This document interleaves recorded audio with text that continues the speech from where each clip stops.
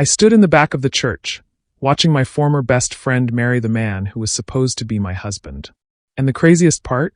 They had no idea I was there. No idea I'd spent the last 6 months planning this moment. No idea that by the end of this reception, everyone in that room would know exactly what kind of people they really were. You see, 6 months ago, I thought I had the perfect life. The perfect fiancé. The perfect best friend. But perfect is just another word for too good to be true. And I was about to learn that lesson the hardest way possible. But before I tell you how I ended up crashing my own stolen wedding, hit that subscribe button and ring the bell for Story Matrix Hub. Because this story has more twists than a pretzel factory, and you're not going to want to miss a single second. Now, let me take you back to where it all started, 6 months ago, when my life was still perfect. My name is Emma, and 6 months ago, I was the happiest woman alive. I was 28 years old, living in Chicago, working as a marketing director for a tech startup. Good job, great apartment, and most importantly, I was engaged to the love of my life, Ryan Mitchell. Ryan was everything I'd ever wanted. Tall, successful, charming, with this smile that could light up a room. He was a financial analyst at a major investment firm. He remembered little things, how I liked my coffee, that I hated roses but loved peonies, that I always got cold in movie theaters. We'd been together for 3 years. He proposed on a beach in Maui at sunset, got down on one knee with my grandmother's ring. It was perfect. He was perfect. We were perfect. And my best friend, Jessica Chun, was there for every moment of it. Jessica and I had been best friends since college. We met freshman year, both terrified 18-year-olds trying to navigate dorm life. We bonded over late-night pizza and bad romantic comedies. She became the sister I never had. After graduation, we both ended up in Chicago. We lived 10 minutes apart. We had brunch every Sunday. We knew each other's passwords, secrets, fears. She was the first person I called when Ryan proposed. Oh my God, Emma. I knew he was going to do it. This is perfect. You're going to be the most beautiful bride. Jessica was a photographer, talented, artistic, always seeing beauty in unexpected places. When Ryan proposed, there was zero question who my maid of honor would be. Jess, I need you to stand beside me on the most important day of my life. She cried. Actually cried. Emma, nothing would make me happier. I promise I'm going to make your wedding absolutely perfect. And she did. Or at least she seemed to. Jessica threw herself into wedding planning with an intensity that amazed me. She created Pinterest boards, researched venues, taste-tested cakes. She was at every dress fitting, every vendor meeting, every planning session. This is what best friends do, she'd say. Your happiness is my happiness. The wedding was set for June 15th. We'd booked a beautiful venue in Lake Forest, a historic mansion with gardens that looked like something out of a fairy tale. 200 guests. Everything planned down to the smallest detail. Ryan and I were living together in a nice 2-bedroom apartment in Lincoln Park. Our life had settled into a comfortable rhythm. It was domestic and wonderful and everything I'd ever wanted. Jessica was over at our apartment constantly. She and Ryan got along great. Friendly but not too friendly. He'd joke with her, she'd tease him back. I loved that my fiancé and my best friend actually liked each other. You're so lucky, my friend Megan told me at my bachelorette party. Ryan and Jessica get along so well. No tension, no weirdness. That's rare. I agreed. I felt lucky. Blessed even. The bachelorette party was in March, 3 months before the wedding. Jessica organized the whole thing, a weekend in Nashville. 14 of my closest friends, bars and music and ridiculous amounts of laughter. On the last night, drunk on champagne, Jessica and I were sitting on the balcony of our Airbnb, watching the sun come up. I can't believe you're getting married in 3 months, she said softly. I know. It doesn't feel real. Ryan's a lucky guy. Something in her voice made me look at her. She was staring out at the horizon, her expression unreadable. You okay, Jess? She turned to me and smiled, but it didn't quite reach her eyes. Of course. I'm just emotional. My best friend is getting married. You'll find someone too, I assured her. Maybe, she said quietly. Or maybe the right guy was there all along and I just didn't see it. I laughed, too tipsy to catch the weight in her words. That's so romantic. I should have paid attention to that moment. Should have heard what she wasn't saying. But I didn't. I was too happy, too secure, too blind. 3 days later, things started to feel off. It was subtle at first. Ryan was working late more often, 2 or 3 times a week. He'd text, big project. Going to be home late. Don't wait up. I didn't think much of it. He was up for a promotion. But then I noticed other things. He was on his phone more. Not obsessively, but enough that I noticed. He'd get a text and glance at it, then put the phone face down. When I'd ask who it was, he'd say just work, or just the guys. When I'd reach for his phone to check the time, something I'd done 100 times before, he'd suddenly need it. Oh, I got it, he'd say, taking it from my hand. Then there was the sex. Or rather, the lack of it. We went from 3 or 4 times a week to maybe once, and even that felt perfunctory. You okay? I asked him one night after he'd turned away from my advances. Yeah, just exhausted. This project is killing me. We should plan a weekend getaway. Before the wedding. Just us. That sounds great, he said, kissing my forehead. I'll look at my calendar. He never did. Jessica was also acting strange. She was still involved in wedding planning, but there was a distance that hadn't been there before. She'd take longer to respond to texts. She canceled our Sunday brunch twice in 3 weeks, something she'd never done before. Everything okay? I asked her over coffee one afternoon. Of course. Why? I don't know, you just seem distracted. I'm fine, Em. Just busy with work. Wedding season is crazy for photographers. It made sense. I let it go. April came. 2 months until the wedding. Everything was falling into place. Except my relationship with Ryan was falling apart, and I couldn't figure out why. He was distant. Not mean or angry, just absent. Even when he was sitting next to me, he felt a million miles away. I tried to talk to him about it. Multiple times. Ryan, are you having second thoughts about the wedding? What? No. Of course not. Why would you ask that? You just seem distant lately. I'm stressed about work. That's all. But things didn't get better. In early May, 5 weeks before the wedding, I came home early with a migraine. I took some medicine and lay down. But at 5:45, I heard the apartment door open. I was about to call out when I heard him talking. On the phone. His voice was low, intimate. I couldn't make out the words, but I could hear the tone. That was the voice he used to use with me. I got up quietly and moved toward the living room. I know. Just a few more weeks and then. He paused. You know I do. More than anything. Another pause. I have to go. I think she's home. He hung up quickly. I walked into the living room. Hey, you're home early. He actually jumped, clutching his phone. Emma. Yeah, I finished up early.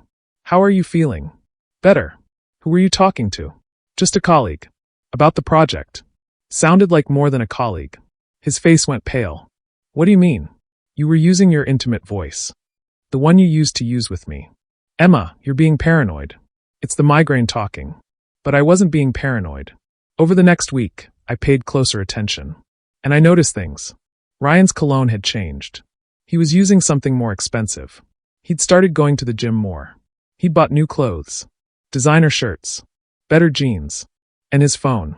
He'd changed his passcode. Set up Face ID. He took it everywhere. To the bathroom, to the bedroom, even to the kitchen. I felt crazy. Was I being paranoid? I confided in Jessica. Of course I did. She was my best friend. We met for lunch on a Tuesday, 2 weeks before the wedding.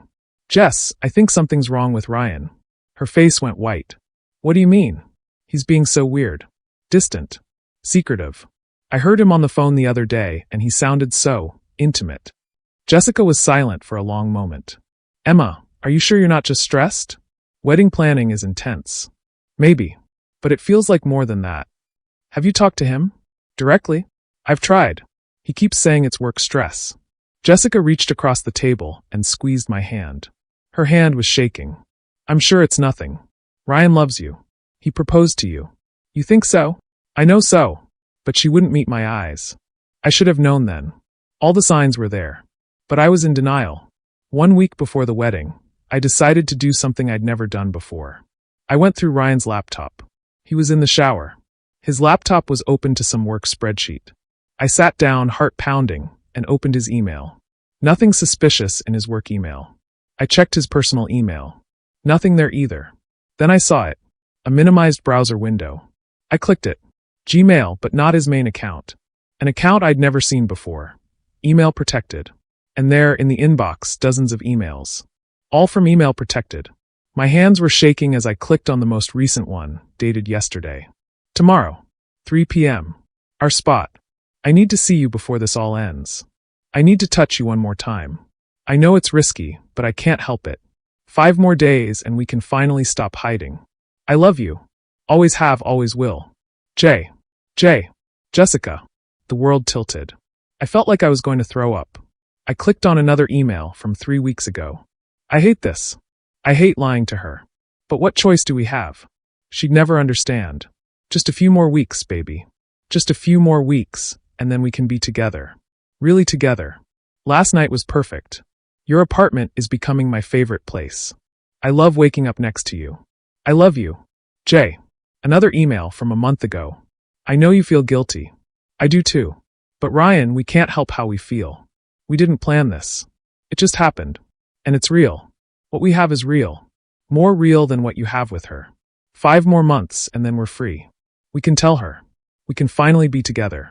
I love you so much it hurts. J. 5 more months. That email was from February. 5 months from February was June. The wedding. They were going to wait until after the wedding. Until I was his wife. I heard the shower turn off. I quickly closed everything and walked to the bedroom. Ryan came out, towel around his waist. Hey babe, what do you want for dinner? I looked at him. This man I loved. This man who was sleeping with my best friend. Let's order in, I said, my voice steady. I'm tired. Sounds good. Pizza? Perfect. He smiled, leaned down and kissed my forehead. Love you. Love you too, I said. And I did. That was the worst part. I still loved him. That night, after Ryan fell asleep, I lay awake staring at the ceiling, trying to make sense of what I'd discovered. The emails went back months. Since February at least, maybe longer. What were they planning? To tell me after the wedding? Why? Why would Jessica do this? Why would Ryan? But even as I asked myself these questions, a darker thought emerged. What if I was wrong? What if there was some explanation? I needed to be sure. Absolutely sure. So I made a plan. The next day, Wednesday, 1 week before my wedding, I called in sick to work. I told Ryan I was staying home to rest. He kissed me goodbye and left at 7 as usual. At 2:30 p.m., I got in my car and drove to our spot. I didn't know where our spot was, but I had a guess. There was a coffee shop in Wicker Park that Jessica and I used to go to in college. Maybe it was their spot now. I parked across the street at 2:45 and waited. At 2:58, Jessica's car pulled up. She got out, looking nervous, glancing around. She was wearing a blue sundress I'd helped her pick out. At 3:02, Ryan's car pulled up. My heart stopped. He got out, smiling. Not the tired smile he gave me anymore. A real smile. Excited. Alive. Jessica saw him, and her whole face lit up. She practically ran to him. And then, right there on the street, they kissed. Not a friendly peck. A real kiss. Deep, passionate, the kind of kiss that says everything. His hands were in her hair. Her arms were around his neck. I couldn't breathe. Couldn't move. Couldn't think. After about 30 seconds, they pulled apart and walked into the coffee shop hand in hand. I sat in my car, shaking, tears streaming down my face. It was real. It was all real. My fiancé and my best friend were in love. And I had 6 days until my wedding. I drove home in a daze. When I got home, I sat on the couch and stared at the wall. My phone buzzed. A text from Jessica. Hey babe. Final dress fitting tomorrow at 2. You excited? 6 more days. I stared at that message for a long time. The casual tone. The heart emoji. The fake excitement. Another text, this one from Ryan. Working late again. Don't wait up. Love you. Working late. Right. And then, sitting there on that couch, something shifted inside me. The shock and pain started to harden into something else. Anger. They thought I didn't know. They thought I was stupid. They thought they could do this to me and I'd just... What? No. I wasn't going to let them destroy me. I wasn't going to be the pathetic victim. I was going to make them pay. I picked up my phone and started making calls. Because if they thought they could steal my wedding without consequences, they were about to learn exactly how wrong they were. That night, after I'd stopped crying and started thinking clearly, I made a list. I'm a marketing director. Planning and strategy are what I do for a living. And right now, I needed to treat this like the most important campaign of my life. First, I needed information. I needed to know the full scope of what I was dealing with. I spent the rest of Wednesday evening going through everything I could access. Ryan's laptop while he was working late, old phone records, credit card statements. What I found made me sick. The affair had been going on since January. For months. Not February like I'd thought. That was just when the emails started. In January, there were charges to nice restaurants I'd never been to. Hotels in the city. Flowers sent to Jessica's apartment address. Ryan had been taking her on dates. Real dates. While I was at home planning our wedding, I checked his text messages. He'd deleted most of them, but I found a few he'd missed. Can't wait to see you tonight. She thinks I'm at poker with the guys. I left my watch at your place. Can you hide it before she comes over Sunday? Every time I'm with her, I'm thinking about you. This is torture. That last one was from 3 weeks ago. I found photos too. On his laptop, in a hidden folder labeled Project Files 2024. Photos of them together. Jessica laughing. Ryan kissing her forehead. The two of them in bed, her head on his chest. There was one photo that broke something inside me. They were at Navy Pier, the place where Ryan and I had our first date. Jessica was kissing his cheek, and he was smiling at the camera. He'd taken her to our place and recreated our first date. I copied every photo, every email, every text onto a USB drive. Evidence. I'd need evidence. By the time Ryan came home at 11 p.m., I was in bed pretending to be asleep. He slipped in beside me, and I could smell her perfume on him. Chanel No. 5. I'd bought her that perfume for Christmas. I lay there in the dark, listening to him breathe, and planned. The next morning, Thursday, I did something I'd never done before. I called my wedding planner, Diane. Diane, hi. I need to ask you something weird. Nothing is weird in the wedding business, honey. What's up? Is it possible to change a wedding? Like, if something happened and the bride changed, could we transfer everything to a different bride? There was a pause. Emma, are you okay? I'm fine. This is just a hypothetical. Well, hypothetically, most vendors would allow changes up to a certain point. The venue, the caterers, the florist. As long as the date stays the same and payment is made, they don't really care who's getting married. Just curious. Thanks, Diane. An idea was forming. A terrible, beautiful idea. Ryan and Jessica were planning to tell me after the wedding. They'd let me go through with it, let me become his wife, and then break my heart. But what if I flipped the script? What if I let them have the wedding? I spent Thursday researching. I called vendors, asked hypothetical questions, checked contracts. By Thursday night, I knew it was possible. Friday morning, 5 days before the wedding, I called my lawyer. My aunt was a family law attorney. I told her everything. Emma, honey, I'm so sorry. This is awful. I know, but I need to know something. Legally, what happens if you get married and immediately find out your spouse was cheating? You could file for annulment on the grounds of fraud. And what about assets? We have joint accounts. If you're not married yet, you can start separating assets now. Close joint accounts, move money, protect yourself. I will. Thanks, Aunt Linda. Friday afternoon, I did something else. I went to Jessica's apartment when she wouldn't be home. I still had her spare key. Her apartment looked the same as always. I walked through slowly, looking for evidence. In her bedroom, I found his toothbrush in her bathroom, his shoes in her closet, his tie hanging on her door. On her nightstand was a framed photo.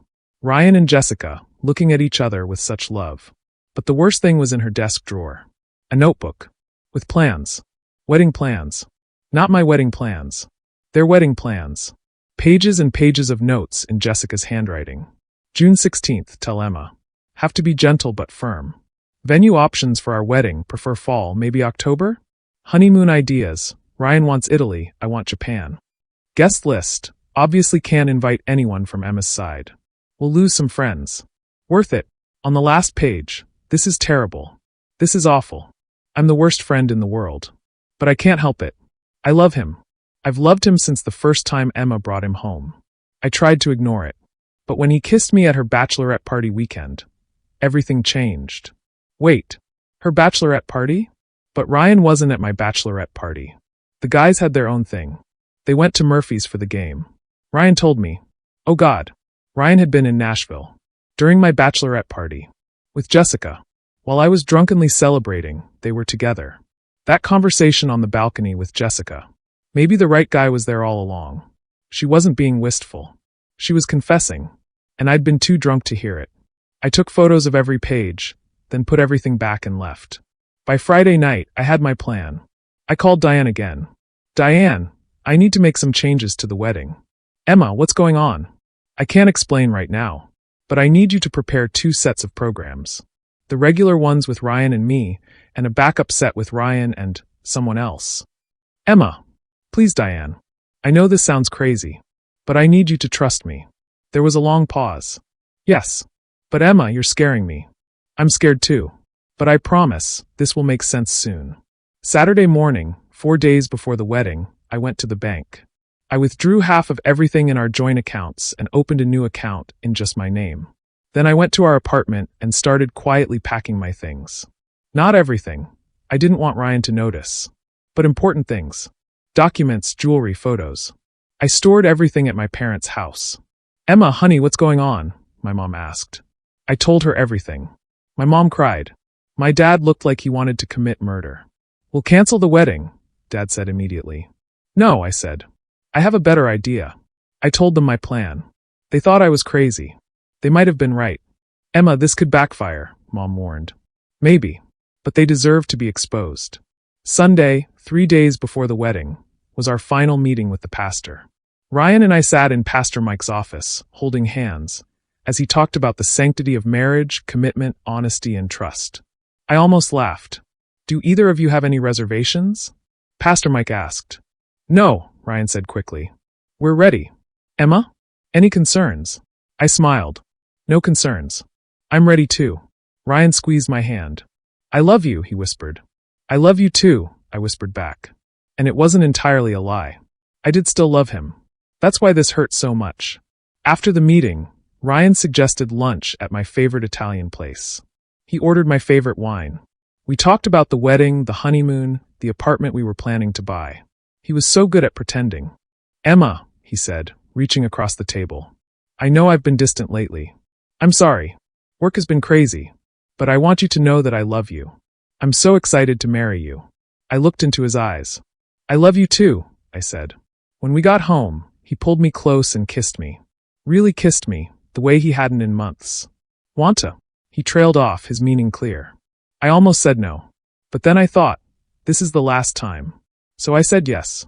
Afterward, lying in bed with him running his fingers through my hair, I felt nothing.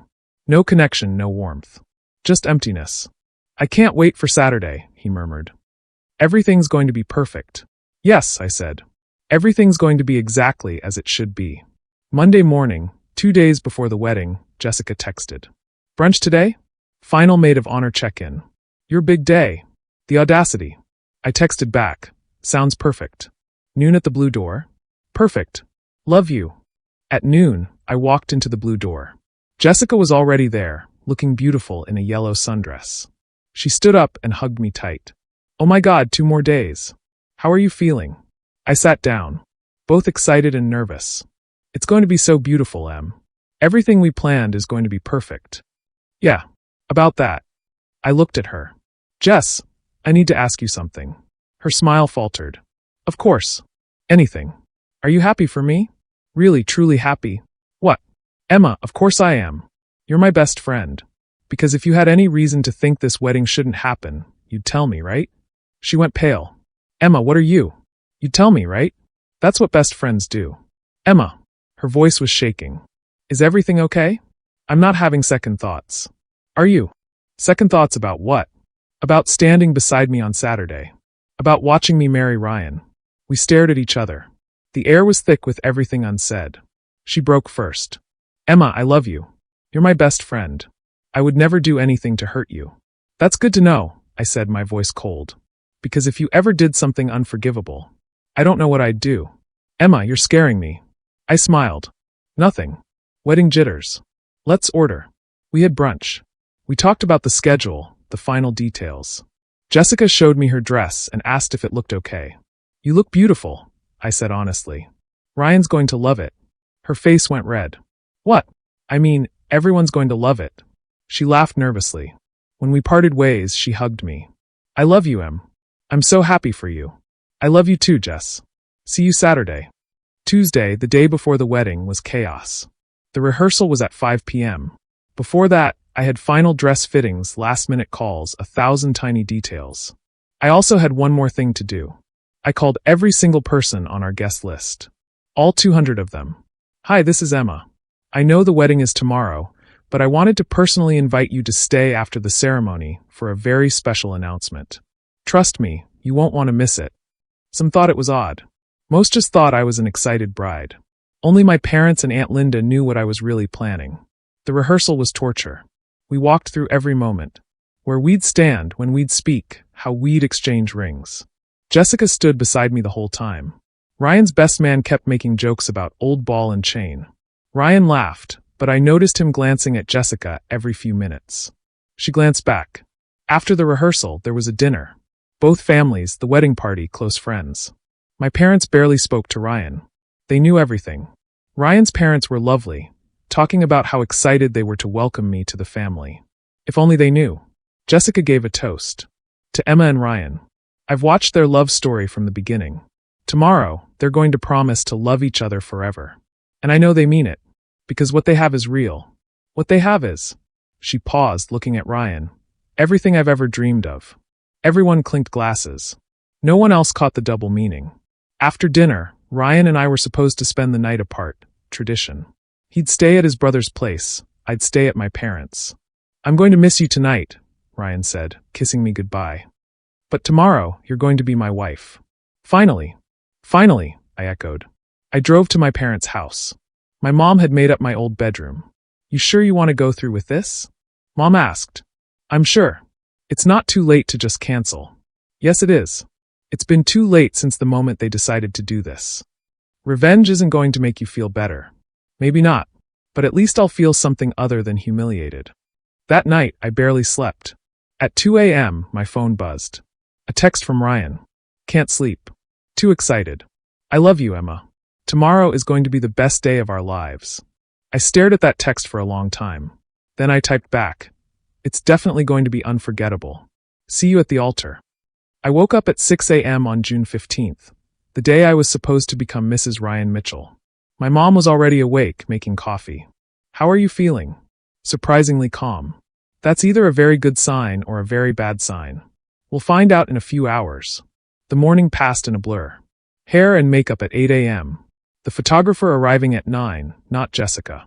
I'd told her I'd hired a professional so she could just enjoy being my maid of honor. The photographer, Melissa, was someone Aunt Linda had hired. She knew the whole plan. Her job was to capture everything. My bridesmaids arrived at 10. 6 women, including Jessica, all in dusty rose dresses. Jessica kept looking at me with something in her eyes. Guilt. Anticipation. You look so beautiful, she said, helping me into my dress. It was stunning, A-line lace and tulle cathedral train. My dream dress. Thanks, Jess. You look beautiful too. At noon, the cars arrived. The venue looked like a fairy tale. The gardens were in full bloom, the weather perfect. My dad met me in the bridal suite. When he saw me in my dress, he started crying. My little girl, you're so beautiful. Dad, don't cry or you'll make me cry. He took my hands. Emma, it's still not too late. We can walk out right now. Dad, I need to do this. I hate that you're hurting. I've been hurting for months. After today, I won't hurt anymore. At 1:45, Diane came to the suite. Emma, we need to confirm. Do you still want me to proceed with the backup plan? This was it. The point of no return. Yes, I said. Proceed with the backup plan. But not yet. Wait for my signal. What signal? You'll know it when you see it. At 2 p.m., the ceremony started. I peeked out the window. 200 white chairs. An archway covered in flowers. Everything exactly as I'd planned. In the front row, Ryan's family. Behind them, Jessica's parents. They'd always treated me like a daughter. My chest tightened. This was going to hurt innocent people. But they deserved to know the truth. At 2:05, the processional started. My bridesmaids walked down the aisle one by one. Jessica was last. She looked radiant. Happy. At peace. The bridal march started. My cue. Ready? Dad asked. Ready. We walked down the grand staircase and out into the garden. All 200 guests stood and turned. And there, at the end of the aisle, was Ryan. He looked handsome in his tuxedo.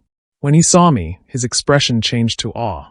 I walked down that aisle on my father's arm, and I felt nothing.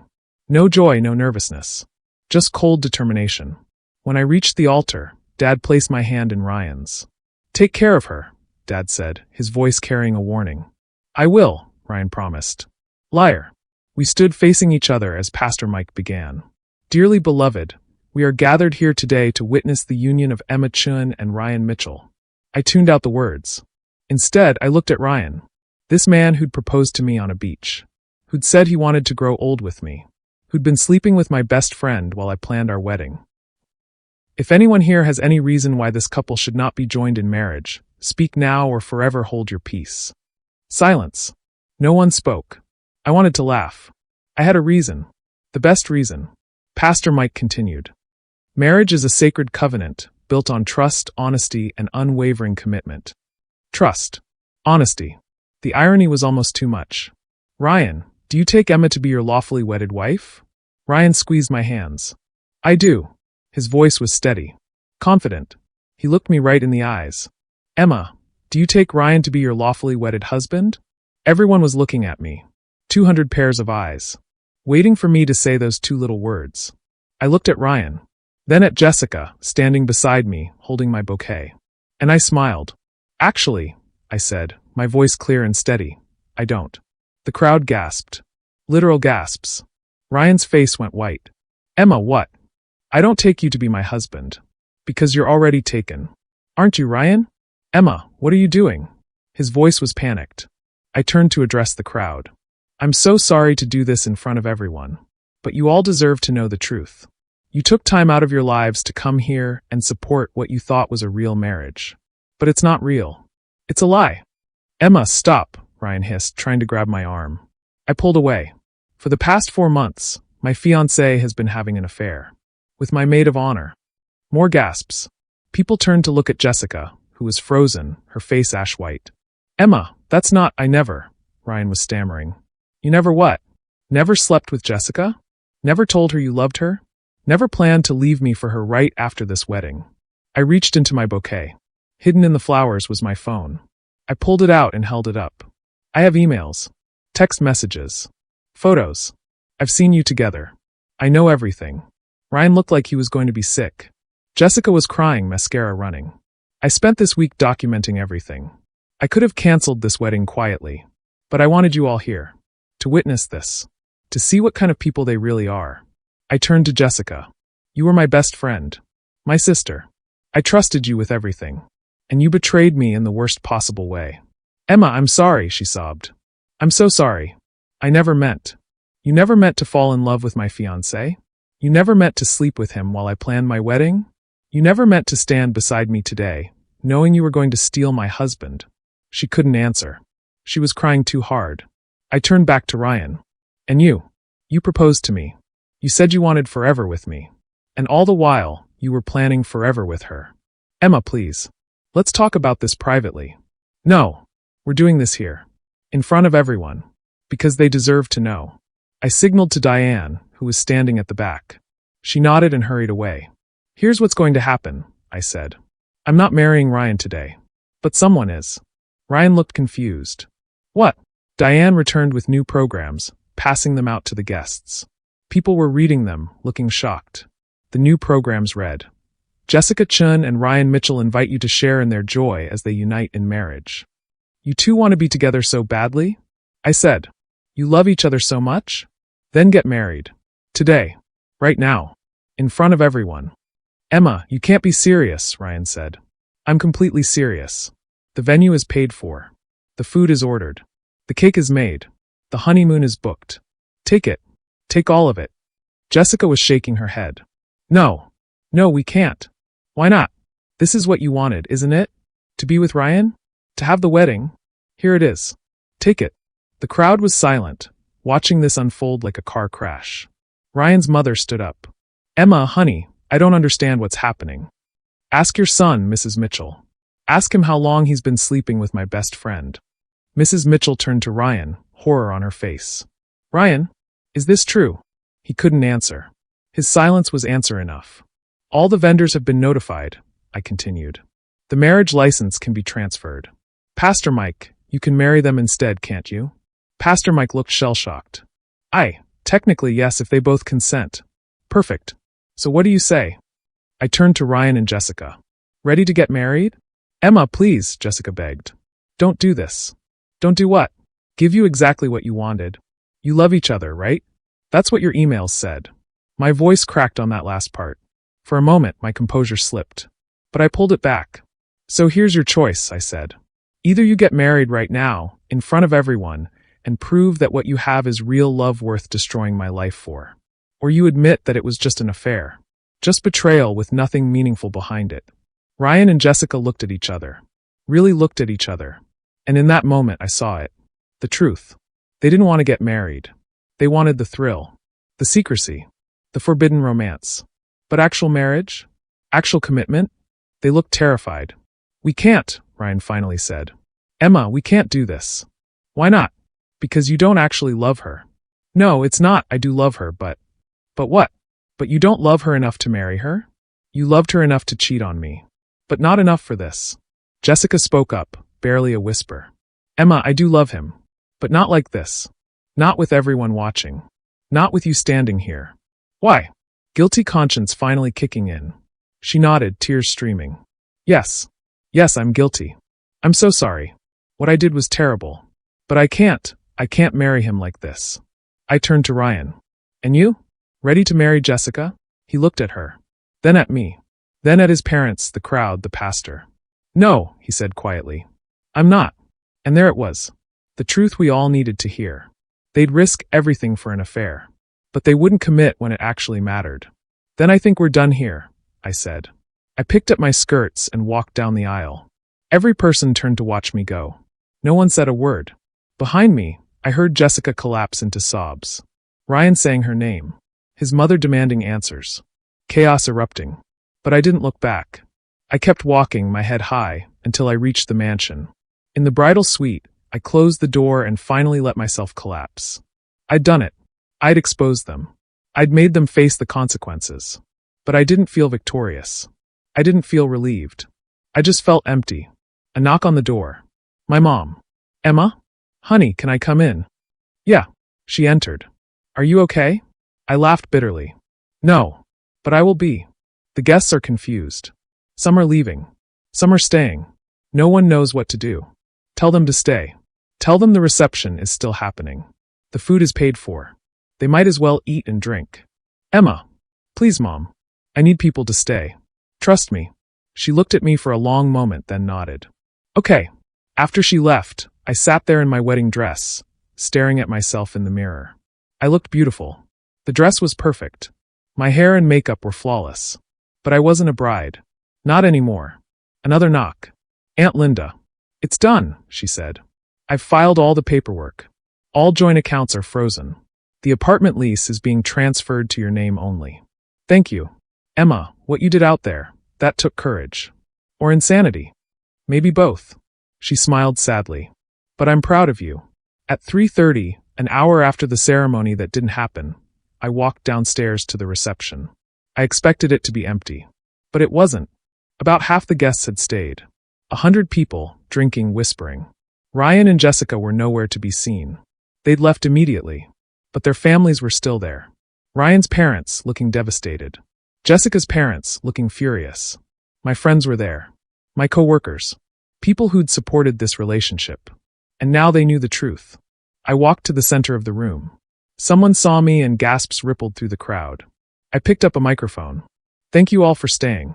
I know that what happened today was shocking. Probably the most awkward wedding you've ever attended. Nervous laughter.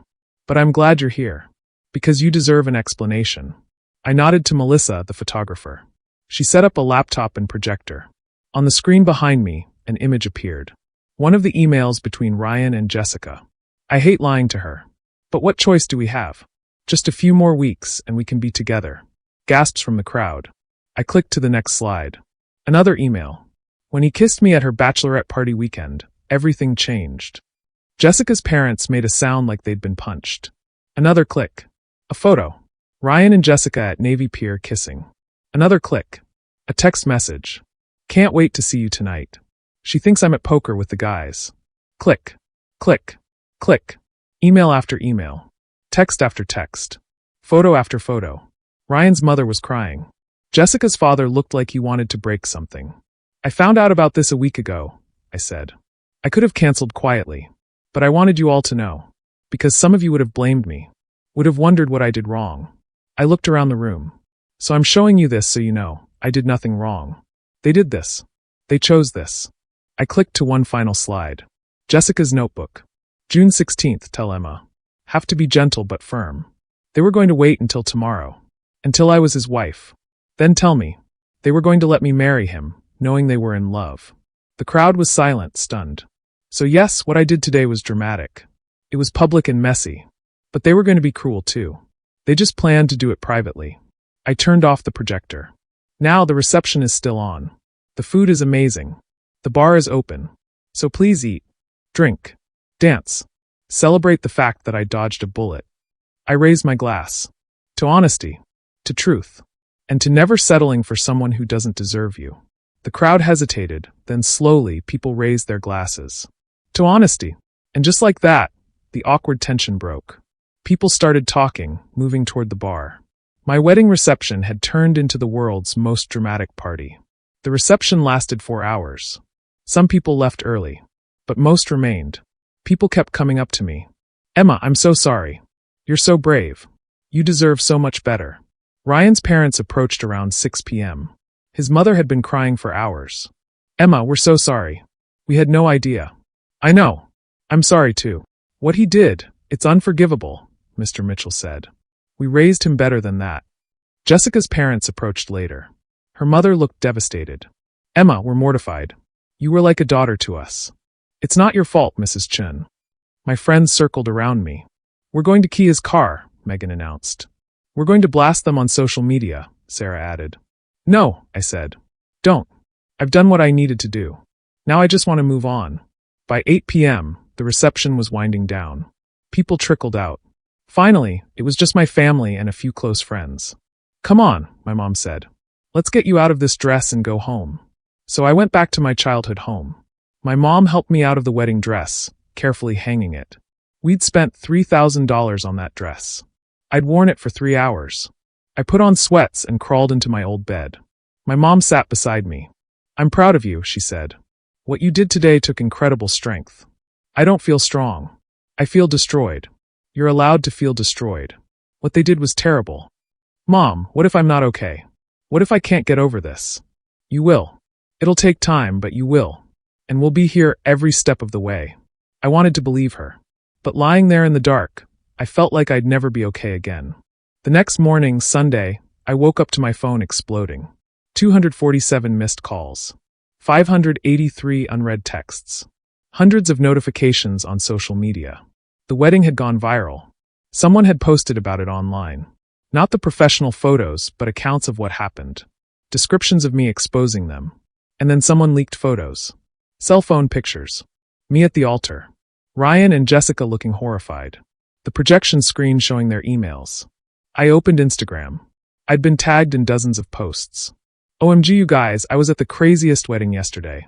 The bride exposed the groom for cheating with the maid of honor in the middle of the ceremony. Just witnessed the most savage takedown of my life. This bride is a queen. It was everywhere. Twitter, Instagram, TikTok, Facebook. And then the news outlets picked it up. Chicago wedding turned revenge spectacle goes viral. Bride exposes groom's affair at altar in dramatic fashion. My phone rang. Unknown number. Hello. Hi, is this Emma Chin? This is Carla from Good Morning America. I hung up. It rang again. Ms. Chun, this is Marcus from the Today Show. Hung up. I turned off my phone. Mom. I called out. She came running. What's wrong? I'm on the news. The wedding is everywhere. People are calling me. Breathe, honey. Just breathe. My dad showed me his phone. A TikTok video with 2.3 million views. Someone's recording of the ceremony. You couldn't see much, but you could hear everything. My voice saying, I don't take you to be my husband. Because you're already taken. The comments were brutal. Queen behavior. She's a savage and I'm here for it. Imagine being the best friend though, I would never. There were thousands of comments. People I'd never meet weighing in on the worst day of my life. Then I saw it. A comment with 50,000 likes. Plot twist. What if she knew for weeks and planned this whole thing? That's even more savage. Someone replied. If that's true, she's either a genius or a psycho. Maybe both. People were figuring it out. Realizing I'd known. That I'd planned this. And suddenly the narrative shifted. Some comments turned hostile. Okay, but this is actually pretty cruel. She humiliated them in front of everyone. She could have just canceled the wedding. This is unhinged. Both sides are wrong here. Yeah, they cheated, but what she did was crazy. I felt sick. Don't read the comments, Mom said. People online don't know the full story. By Monday morning, there were think pieces. The viral wedding revenge, justified or too far? When does righteous anger become cruel retribution? I stayed at my parents' house all week. Called in sick to work. Didn't answer calls or texts except from close family. But I couldn't escape the fallout. Ryan tried to call 47 times. I blocked him. Jessica sent texts. Emma, please. We need to talk. I'm so sorry. I never meant for this to happen. It just happened. I know what I did was unforgivable. But can we please talk? I didn't respond. My Aunt Linda called Tuesday evening. Emma, we have a problem. What now? Ryan's threatening legal action. For what? Defamation. Says you damaged his reputation. I almost laughed. I have proof. Mountains of proof. I know. But he's also demanding you return the money you took from the joint accounts. That was my money. I know. And legally you're in the clear. But he's going to fight this. Let him try. Emma, there's more. His company put him on administrative leave. Someone sent them the evidence. Now they're investigating whether he misused company resources for his affair. I didn't send them anything. I believe you. But someone did. And he thinks it was you. He's threatening to sue for intentional interference with employment. This was supposed to be over. I'd exposed them, gotten my revenge, moved on. But it wasn't over. It was just beginning. Wednesday, 5 days after the wedding, Jessica showed up at my parents' house. My mom answered the door and immediately tried to close it. No, you're not welcome here. Mrs. Chun, please. I just need 5 minutes with Emma. I heard Jessica's voice from upstairs. Against my better judgment, I came down. She looked terrible. Hair unwashed, eyes red and swollen, wearing sweatpants and a hoodie. Emma, she breathed. Thank you for seeing me. I didn't say you could come in. I know. I know you hate me. You should hate me. What I did was unforgivable. Then why are you here? Because I need you to know, I never meant for any of this to happen. I fought it. I tried to stop it. But I couldn't. You couldn't stop yourself from sleeping with my fiancé? She flinched. It wasn't like that. It wasn't just sex. Emma, I love him. And that's supposed to make it better? No. God, no. But I need you to understand, this wasn't some casual fling. I fell in love with him, and I couldn't stop it. I stared at her. When did it start? Really start? She looked at the ground. Your engagement party. 2.5 years ago. He pulled me aside to thank me for being such a good friend. And when he hugged me, something happened. I tried to ignore it. But it got worse. So this is my fault? No. I'm saying. I tried to fight it. For 2 years. But then at your bachelorette party. He was there. In Nashville. She nodded, tears streaming. He told me he felt the same way. We kissed. And after that, we couldn't stop. And you'd choose to betray me again. And again. Yes, she whispered. And I'm so sorry. Sorry doesn't fix this, Jess. I know. But I needed you to hear it. I needed you to know that I never wanted to hurt you. Then why did you do it? Because I loved him more. There it was. The truth. She loved Ryan more than she loved me. More than she valued our friendship. Are you still with him? I asked. She shook her head. No. We haven't spoken since the wedding. His family won't talk to me. My family won't talk to me. I've lost everything. My photography business is dead. 3 clients canceled this week. I'm probably going to have to move back home. Good, I said coldly. Emma. No. You don't get to come here and cry and make me feel bad for you. You did this. You ruined your own life. I know. You're right. But Emma, please, is there any chance you could ever forgive me? I looked at her. This woman I'd known for 10 years. Who'd been there for every milestone. Who'd betrayed me in the worst possible way. No, I said. There's no chance. We're done, Jessica. Forever. Emma, please. Get out. I screamed it. Get out of my house. Get out of my life. I never want to see you again. She stood there crying, then finally turned and left. I watched her walk away and I felt nothing. Not satisfaction. Not sadness. Just empty. Mom came up beside me. You okay? No. But I will be. That became my mantra. I'll be okay. Eventually. I went back to work after 2 weeks. My coworkers were supportive but curious. Some had seen the viral videos. I threw myself into work. 12-hour days. Weekends at the office. Anything to keep busy. But at night alone the thoughts came. What if I'd done things differently? What if I just canceled quietly? What if I'd confronted them privately? What if the commenters were right? What if what I did was too cruel? But then I'd remember. They were going to wait until after I was his wife. My revenge wasn't crueler than what they'd planned. A month after the wedding, I moved out of the apartment I'd shared with Ryan. I'd already transferred the lease to my name. I moved into a smaller place in a different neighborhood. Started fresh. I packed up 3 years of memories. Every item felt like a decision. Keep or trash. I found the ring. Ryan's proposal ring. My grandmother's ring. I held it for a long time, remembering the day he proposed. I sold it. Used the money for first month's rent. 2 months after the wedding, I finally unblocked social media. The viral posts had died down. But every once in a while, someone would share the story again. Remember that bride who exposed her cheating fiancé at the altar? Iconic. It had become a cautionary tale. A meme. I checked Ryan's profiles. He'd made everything private. I could see from mutual friends that he'd moved to New York. Fresh start. Jessica had moved back to California, living with her parents. Her photography Instagram hadn't been updated in months. They'd both disappeared from Chicago. From their lives here. From me. And I was left to pick up the pieces. 3 months after the wedding, I went on my first date. His name was Alex. We met through a dating app. He was sweet, funny, normal. He didn't know about my viral wedding drama. So, Emma, tell me about your last relationship, he said over coffee. It ended badly, I said. How bad? Really bad.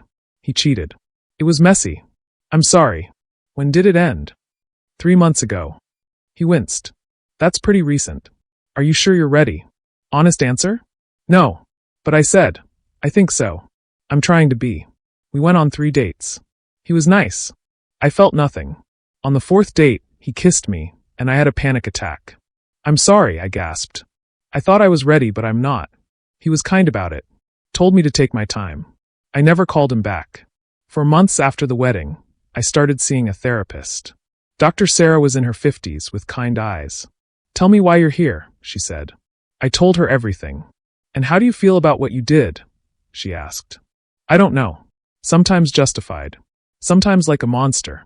Can you be both? What? Can you be both justified and also someone who did something hurtful? I'd never thought about it that way. I wanted to hurt them, I admitted.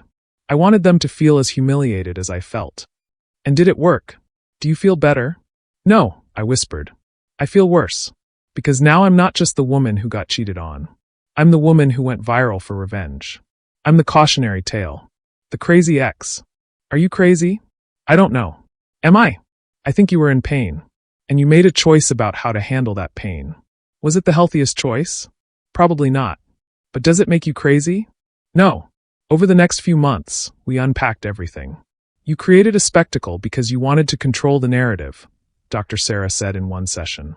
They were going to humiliate you privately. So you humiliated them publicly first. Is that wrong? It's human. But Emma, the real question is, did it help you heal? No. Then what will? I didn't have an answer. 6 months after the wedding, I was starting to feel like a person again. I'd been promoted at work. I'd made new friends through a book club. I'd started running every morning. I was healing. Slowly. Painfully. But healing. And then I got a Facebook message from someone I'd never met. Hi Emma, my name is Rachel Stewart. I live in New York. I need to talk to you about Ryan Mitchell. Please call me. It's urgent. I stared at that message. Ryan was in New York. This woman was in New York. And she needed to talk to me urgently. My first instinct was to ignore it. I was done with Ryan. But curiosity won out. I called the number. Hello. A woman's voice. Young, nervous.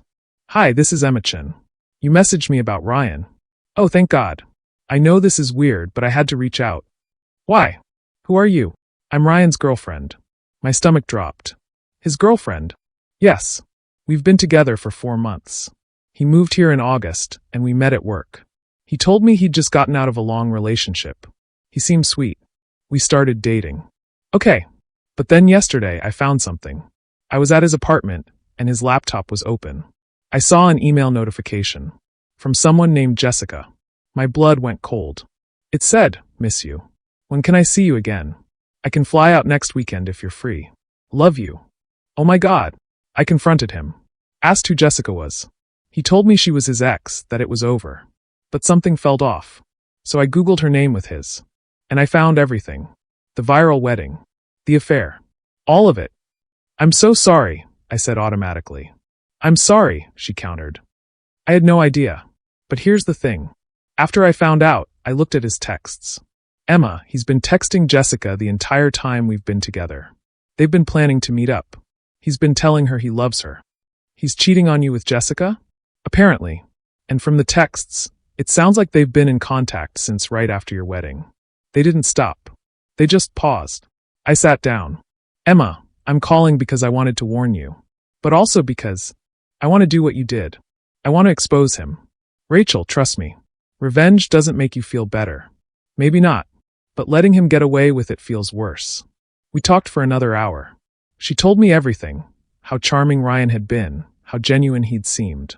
The same things he'd said to me. After we hung up, I sat in my apartment staring at the wall. Ryan and Jessica were still together. After everything, the exposure, the humiliation, they were still together. Part of me had hoped they'd realize their love was just the affair. That once they didn't have to sneak around, the excitement would die. But apparently not. I thought about calling Jessica. Confronting her. But what would that accomplish? Instead, I called Dr. Sarah for an emergency session. "Emma, what's going on?" I told her everything. "And how does that make you feel?" "Angry. But also vindicated? Like I knew they weren't really in love. Does it? Or does it prove that they're willing to keep pursuing each other despite obstacles?" I hadn't thought of it that way. "Emma, I think you need to ask yourself something. Why does it matter? You're not with Ryan anymore. Jessica isn't in your life. Why does it matter if they're together? Because they destroyed my life. Did they? Or did they destroy the life you thought you were going to have? Because looking at you now, you have a good job, you're making friends, you're healing. Your actual life seems pretty intact. But they got away with it. And you haven't moved on? That hit hard. I thought I had, I admitted. But hearing they're still together, it brought everything back. That's normal. But Emma, you have to decide. Are you going to let them keep affecting your life? Or are you going to let them go? I don't know how. It's not one big moment. It's 1,000 small choices. Every time you think about them, you choose not to dwell. It's work. Daily work. That night, I texted Rachel. "Whatever you decide, I support you. But please do it for yourself. Not for revenge. Revenge doesn't heal you." She texted back. "Thank you. I think I'm just going to break up with him. No drama. He's not worth my energy." Smart woman. One question. Do you regret what you did at the wedding? I thought about that. Sometimes. But also no. It was messy and dramatic. But it was honest. And sometimes honesty is messy. 2 days later, Rachel texted. "It's done. I broke up with him. He cried and begged. I said no thanks and left. Proud of you. He asked about you, actually." My heart skipped. What did he say? He said he fucked up the best thing that ever happened to him. That he thinks about you every day. That he wishes he could go back. I didn't respond. "Emma? You there?" "Yeah. I don't know how to feel about that." He also said he loves Jessica, but it's complicated. So, he's still an idiot. That made me laugh. A week later, I got a call from an unknown number. Against my better judgment, I answered. "Emma." Ryan's voice. I hadn't heard it in 6 months. "How did you get this number?" "I called your parents. Your mom gave it to me." "Emma, can we talk? Please." "No. Please. Just 5 minutes. I need to explain." "There's nothing to explain. You cheated. With my best friend. For months. Then you moved away and immediately started cheating on your new girlfriend. With the same woman." "Emma, I know. I know I fucked up. But I need you to understand." "Understand what? That you love Jessica?" "I understand that. You loved her more than you loved me. It's not that simple." "It is that simple, Ryan. You had a choice. Every time. And you chose her." "I chose wrong," he said, his voice breaking. "Emma, I chose wrong. I've spent 6 months realizing how wrong. You were perfect. Our life was perfect. And I threw it away. You and Jessica aren't working out? It's not the same. When we were sneaking around, it felt exciting. But now it just feels wrong. Guilty. Good. You should feel guilty. Emma, is there any chance at all that you could forgive me? That we could try again? I laughed. Are you insane? I know it sounds crazy, but we were good together. Ryan listened carefully. There is no chance. None. Ever. You destroyed us. What we had is dead. Please, just think about it. I hung up. My hands were shaking. My heart was racing. But underneath the anger, I felt something else. Relief. Because for the first time, I'd heard Ryan grovel, admit he fucked up, beg for another chance. And I felt nothing. No temptation. No wavering. Just clarity. I didn't want him back. I didn't want that life back. I wanted something new. Something better. Something real. I called Dr. Sarah. Emma? What's wrong? Nothing's wrong. I think I'm finally okay. Really okay. What happened? Ryan called. He wanted another chance. And I realized I don't want one. I don't want him. I don't even want revenge anymore. I just want to move forward. Emma, that's wonderful. That's real progress. I know. And I wanted to thank you for helping me get here. That night, I did something I hadn't done in months. I looked at my wedding photos. Not the ceremony photos, those were evidence. But the engagement photos. The happy couple photos. I looked at myself in those pictures. So happy. So certain. So naive. And I mourned her.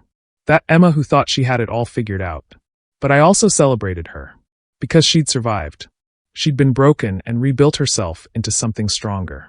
I closed the photo album and put it in a box in my closet. Then I opened my laptop and did something I'd been avoiding.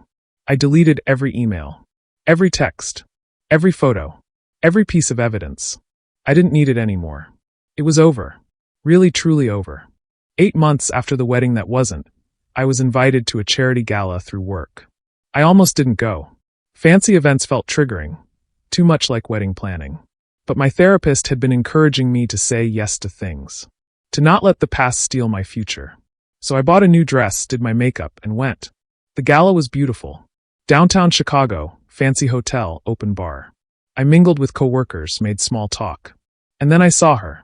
Jessica. She was across the room, camera around her neck. She was photographing the event. Our eyes met. She looked as shocked as I felt. For a moment, we just stared at each other. 8 months of silence. And now here we were, in the same space again. She started walking toward me. Every instinct told me to leave. But I stayed. Emma, she said when she reached me. Her voice was quiet, cautious. Jessica, I didn't know you'd be here. If I'd known. It's fine. An awkward silence. You look good, she said. Healthy. Thanks. So do you. Another silence. Emma, I know you don't want to talk to me. But can we go somewhere and talk? Just for a few minutes. Every therapy session told me to say no. To protect my peace. But something made me say yes. We found a quiet balcony. The Chicago skyline sparkled around us. I'm not expecting forgiveness, Jessica started. I don't deserve it. But I've spent 8 months wanting to apologize. Really apologize. I leaned against the railing, waiting. What I did to you is unforgivable. I betrayed you in the worst possible way. You were my best friend, my sister. And I threw that away because I was selfish and weak. She took a shaky breath. I've spent these months in therapy trying to understand why I did it. And here's what I've learned. I didn't fall in love with Ryan. I fell in love with the idea of Ryan. The idea of taking something that was yours. Because deep down, I was jealous of you. Jealous of me? You always had it together, Emma. Perfect grades, perfect job, perfect relationship. And I was the messy artist. When Ryan paid attention to me, it felt like I was finally the special one. I wasn't a prize to be won, Jess. I know. God, I know that now. But at the time, I convinced myself it was true love. Are you still with him? She shook her head. No. We tried. For about 5 months. But it was toxic. Constantly guilty, constantly fighting. Every time we were happy, we'd remember what we did to you. So you broke up? Yeah. About 3 months ago. He wanted to try with someone else. I said go ahead. I was done. He called me, I said. A few weeks ago. Wanted another chance. Jessica's eyes widened. What did you say? I said no. Obviously. Good. Emma, you deserve so much better. Than him. Than both of us. We stood in silence. Can I ask you something? I said. That day at the altar, when I gave you the choice to marry him, why didn't you? Jessica thought for a long time. Because in that moment, seeing you standing there, seeing what we'd done, I realized it wasn't love. Real love doesn't destroy other people. What Ryan and I had was just lust and selfishness disguised as love. Do you regret it? All of it. Every single day. I lost my best friend. Most of my friends. My business. I had to move back home. I lost myself. And for what? A few months of guilty sex with a man who treated me exactly how he treated you. He cheated on you too. Not physically, but he was always talking about you, comparing me to you. Emma would have understood this. Even when he was with me, he was thinking about you. That shouldn't have felt good. But it did. A little. I don't expect us to be friends again, Jessica said. I know that's gone. But Emma, I need you to know I'm sorry. Not because I got caught, but because I hurt someone I loved. I looked at her. Really looked at her. And I saw genuine remorse. Genuine pain. But I also saw a stranger. The Jessica I'd known was gone. I appreciate the apology, I said. And I believe you mean it. But Jess, I can't forgive you. Not now. Maybe not ever. She nodded, tears streaming. I understand. What you did broke something in me. It made me question every relationship, every friendship. You didn't just betray me. You made me unable to trust anyone. I know. I'm so sorry. But, I continued, I'm working on it. I'm in therapy. I'm healing. And part of that healing means letting go of the anger. Not for you. For me. So you're letting it go? I'm trying. I don't forgive you. But I'm not going to carry this rage forever. It's too heavy. Jessica wiped her tears. Thank you. For hearing me out. And Emma? You were the best friend I ever had. And losing you was the worst consequence of all. We stood there for another moment, then Jessica turned to leave. Jess! I called out. She turned back. I hope you find happiness. Real happiness. The kind that doesn't require destroying someone else. You too, Emma. You deserve all the happiness in the world. She walked away, back to photographing other people's happy moments. And I stayed on that balcony, looking out at the city lights. I'd spent 8 months being angry, being hurt, being broken. But in that moment, I realized something. I wasn't broken anymore. Cracked, maybe. Scarred, definitely. But not broken. I'd survived. And more than that, I'd grown. 3 months later, I met someone. His name was David. We met at a coffee shop. I spilled my latte on his laptop. Instead of getting angry, he laughed. That laptop was dying anyway. You just put it out of its misery. I insisted on buying him a new drink. We ended up talking for 3 hours. He was a teacher. High school English. He loved classic literature and bad puns and hiking. On our 3rd date, I told him. So, full disclosure. About a year ago, I was supposed to get married. At the altar, I found out my fiancé was cheating with my best friend. I exposed them publicly, it went viral. I waited for him to leave. Instead, he said, "That must have been incredibly painful. I'm sorry that happened to you. You're not weirded out? Why would I be? You got betrayed and stood up for yourself. That takes guts. Some people think what I did was too much. Some people have never been betrayed. Whatever happened in your past, that's not who you are now. And I like who you are now." I felt tears prick my eyes. "You barely know me. Then let me get to know you better." So I did. We took things slow. I was honest about my trust issues, my trauma, my therapy. He was patient, understanding. On our 2-month anniversary, he told me he was falling for me. You don't have to say it back. I just wanted you to know. I wasn't ready to say it back yet. But I was getting there. 14 months after the wedding that wasn't, I ran into Ryan's mother at a grocery store. She saw me and her face crumpled. "Emma. Mrs. Mitchell. Hi. How are you, sweetheart?" "I'm good. Really good, actually. I'm so glad. I've thought about you so often." "It's okay. Emma, I need you to know, what Ryan did was unforgivable. His father and I are still barely speaking to him." "Thank you for saying that. Are you seeing anyone?" "I am, actually. His name is David. He's wonderful." Her eyes filled with tears. "I'm so happy for you. You deserve wonderful." We hugged goodbye, and I realized I meant what I said. I was happy. 2 years after the wedding, David proposed. We were on a hiking trail at the top of a mountain. He got down on one knee and said, "Emma, I know you've been here before. I know this moment carries weight in history. But I want you to know, I'm not him. I will never be him. I will be honest with you, faithful to you, every single day. Will you marry me? I said yes. This time, there was no elaborate planning. No 200-person guest list. No historic mansion. We got married at City Hall on a Tuesday afternoon. Just us, our parents, and a handful of close friends. I wore a simple white dress I bought off the rack. David wore a suit he already owned. And it was perfect. Because it wasn't about the wedding. It was about the marriage. After the ceremony, we had dinner at our favorite restaurant. 20 people, all people who genuinely loved us. Megan gave a toast. To Emma and David. To second chances and new beginnings. To love that's real, honest, and doesn't require burning down your life to exist. Everyone laughed. Including me. That night, lying in bed next to my husband, I thought about the woman I'd been 2 years ago.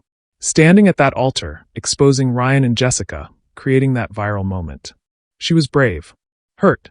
Angry. Justified. But she was also acting from pain, not strength. This Emma, lying next to David, she was different. She'd learned that revenge doesn't heal wounds. Time does. Therapy does. Choosing to move forward does. She'd learned that people fail you sometimes, but that doesn't mean everyone will. She'd learned that the best revenge isn't exposure or humiliation. The best revenge is living well. 5 years after the wedding that wasn't, David and I had our first child. A daughter. We named her Grace. Holding her in my arms, I thought about everything I'd been through. And I realized I wouldn't change any of it. Not because it was easy, but because it led me here. To this moment. To this baby. To this life. If Ryan hadn't cheated, I'd have married him.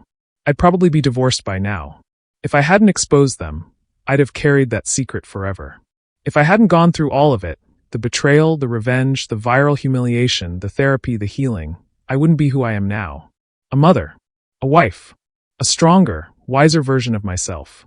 What are you thinking about? David asked. Just that life is strange. The worst thing that ever happened to me led to the best thing. Grace. All of it. You graced this life. I had to go through hell to get here. Do you regret it? The wedding. What you did. I thought about that. I regret that it went viral. That it defined me for so long.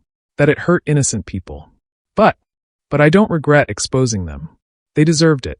And I deserved to not be the silent victim. You were brave. I was hurt.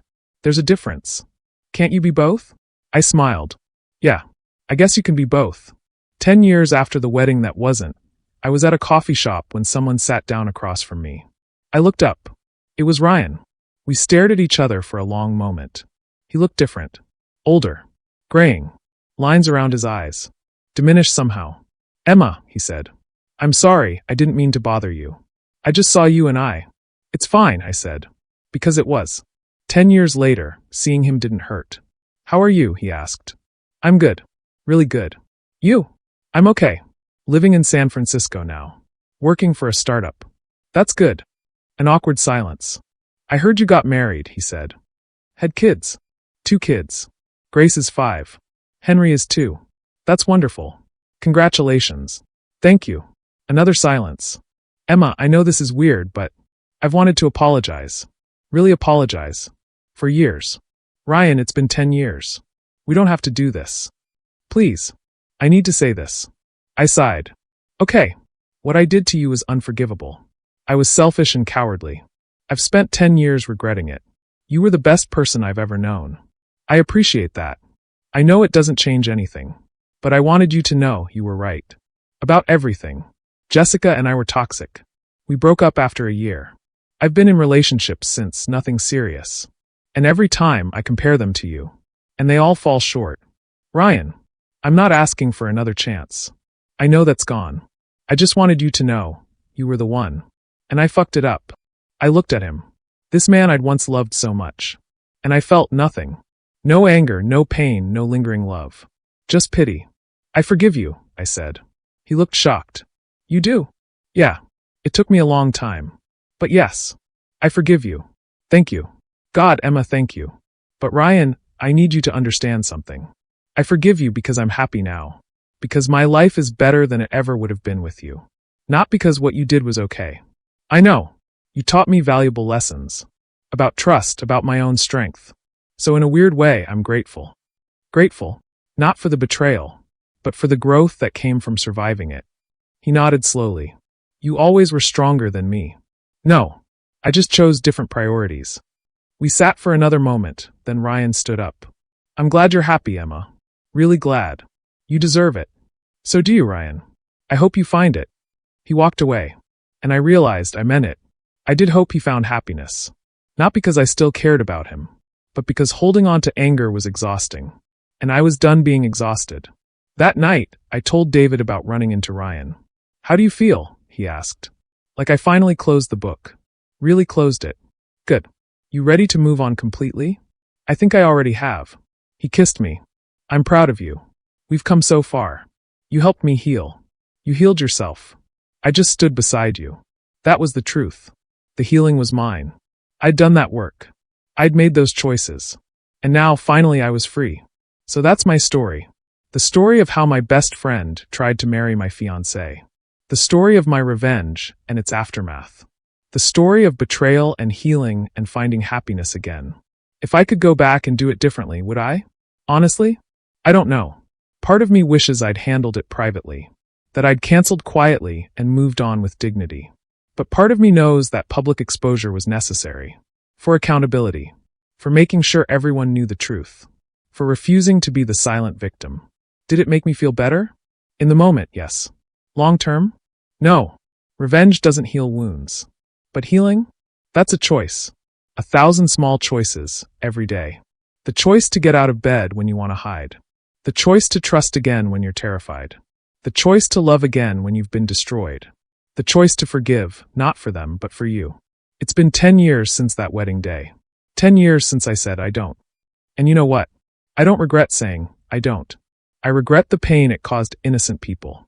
I regret the viral humiliation. I regret a lot of things. But I don't regret choosing myself. I don't regret demanding honesty and accountability.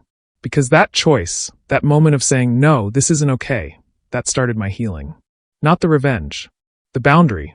So if you're going through something similar right now, if you've been betrayed, if you're hurting, if you're considering revenge, let me tell you what I learned. Revenge might feel good in the moment, but it won't heal you. It won't erase the pain. Only time, therapy, and the choice to move forward will do that. But also, don't let anyone make you feel bad for being angry, for being messy, for not handling betrayal with perfect grace. You're human. You're allowed to be hurt. You're allowed to respond imperfectly to imperfect situations. Just remember, your response should serve your healing, not your ego. Mine served my ego. And I paid for that. But I also survived. I healed. I thrived. And so will you. Whatever you're going through right now, you will survive this. You will heal. You will love again. It won't be easy. It won't be quick. But it will happen. I promise. Thank you for staying with me through this entire journey. If this story resonated with you, if it helped you feel less alone, if it gave you hope that you can survive your own betrayal, please like this video, share it with someone who needs to hear it, and subscribe to Story Matrix Hub for more stories about survival, healing, and the complicated messiness of being human. Leave a comment below. Have you ever been betrayed? How did you handle it? What would you have done in my situation? I read every comment, and I love hearing your stories. Remember, you are stronger than you think, braver than you believe, and capable of surviving anything life throws at you. Your story isn't over. It's just beginning a new chapter. Until next time, this is Story Matrix Hub, reminding you that healing is possible, forgiveness is a choice, and revenge might be sweet, but peace is sweeter.